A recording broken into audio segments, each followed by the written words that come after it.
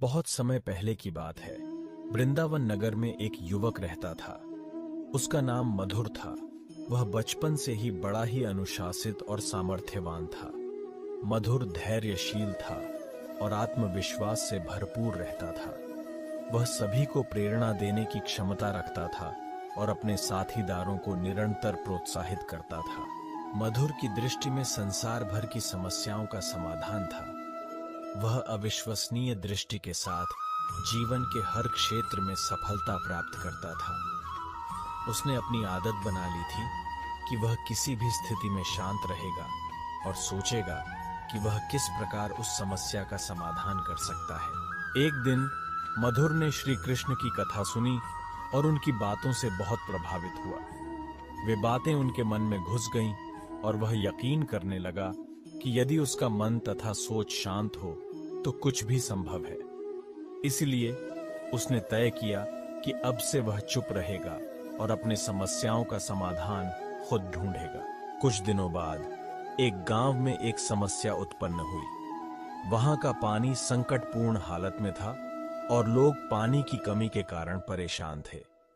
उन्होंने बहुत समय तक सरकारी अधिकारियों के पास जाकर समस्या का समाधान मांगा, लेकिन उन्होंने उनकी बात नहीं सुनी। वहां आए हुए एक ग्रामीण ने देखा कि मधुर बड़ी शांति और निस्वार्थ भाव से रह रहा है। उसने उससे पूछा, भगवान, आपके पास कोई समाधान है पानी की समस्या के लिए? मधुर मुस्कुराते हुए बोले, हाँ, मेरे पास एक समाधान है। वह ग्रामीण बहुत खुश हुआ और कहा, कृपया हमें बताइए भगवान, हमें बहुत परेशानी हो रही है। मधुर ने बातचीत की और अपनी योजना बताई। उसने कहा, मुझे एक सप्ताह की मुद्रा की आवश्यकता होगी। ग्रामीण ने वह मुद्रा मधुर को दी और मधुर ने वचन दिया कि उन्हें सप्ताह के अंत में समस्या का समाधान मिलेगा। मधुर बारिश के लिए पूजा करने के लिए ग्राम के बाहर गया और पूरी श्रद्धा के साथ अपनी प्रार्थना की। कुछ दिनों तक तेज बारिश हुई और जलवायु ने एक नया रूप धारण कर लिया। जल जमा होने लगा और पानी के स्रोत खोले गए। इससे लोगों को पानी की समस्या से छुटकारा मिल गया। उन्होंने देखा कि मधुर की पूजा के बाद ही बारिश हुई थी। उन्होंने उसकी ओर दौड़ा और उसे धन्यवाद दिया। मधुर ने उनसे कहा, मुझे चुप रहना सीखना पड़ा है। जब हम चुप रहते हैं और अपनी शांति और विश्वास की ऊर्जा से ध्यान केंद्रित करते हैं तो हमारे पास विशाल शक्ति होती है। जब हम सारी ऊर्जा और ध्यान को एक ही बिंदु में लगाते हैं तो हम संगठन शक्ति को अपनाते हैं और समस्याओं का समाधान प्राप्त करने में सक्षम होते हैं। इस कथा से बहुत सारे लोग प्रभावित हुए और वे समय समय पर मधुर की सीख अपनाने लगे। वे चुप रहना सीख गए और बिना मांगे ही सब कुछ प्राप्त करने लगे। उन्होंने देखा कि जीवन में अधिक शांति, सफलता और सुख प्राप्त होने लगे। मधुर की कथा ने लोगों को यह बात सिखाई कि जीवन में चुप रहने की कला बहुत महत्वपूर्ण है। हमें समस्याओं को प्राप्त करने के लिए तालमेल से काम करना चाहिए और शांत विचारधारा को अपनाना चाहिए। जब हम चुप रहते हैं, हमारा मन और विचार स्थिर होते हैं और हम संसार की ऊर्जा को अपने लाभ के लिए उपयोग कर सकते हैं। यह कथा हमें यह भी याद दिलाती है कि हमें बिना मांगे ही सब कुछ मिल सकता है। जब हम प्रयास करते हैं, सच्ची श्रद्धा रखते हैं और अपने कर्तव्यों को निभाते हैं तो विश्व खुद हमें वह सब प्रदान करता है जो हमें चाहिए।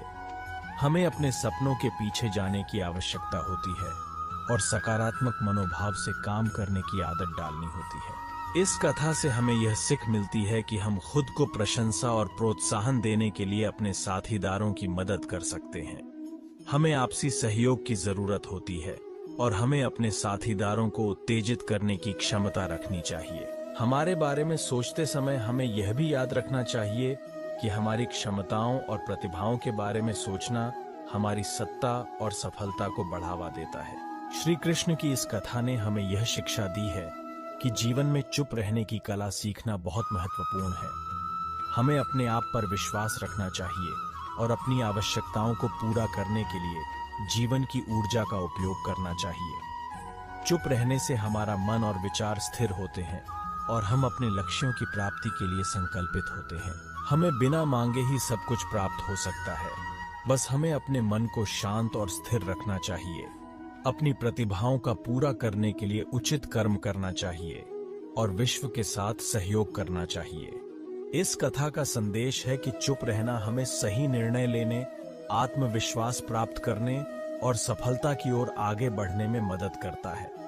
हमें खुद को स्वीकार करना चाहिए और अपनी प्रतिभाओं का पूरा करने के लिए उचित कर्म करना चाहिए। चुप रहना सीखो, बिना मांगे सब मिलेगा। ये हमें सच्ची सफलता की ओर ले जाएगा। हमें आशा है कि आपको कहानी अच्छी लगी होगी और बहुत ही अच्छे तरीके से समझ में आई होगी। अगर आपको हमारी वीडियो पसंद आई हो तो वीडियो को एक लाइक और चैनल को सब्सक्राइब करें और दोस्तों के साथ वीडियो को शेयर कर दें और कमेंट करना ना भूलें। आपका एक कमेंट हमें मोटिवेट करता है और आपके लिए अच्छी वीडियो लाने के लिए प्रेरित करता है।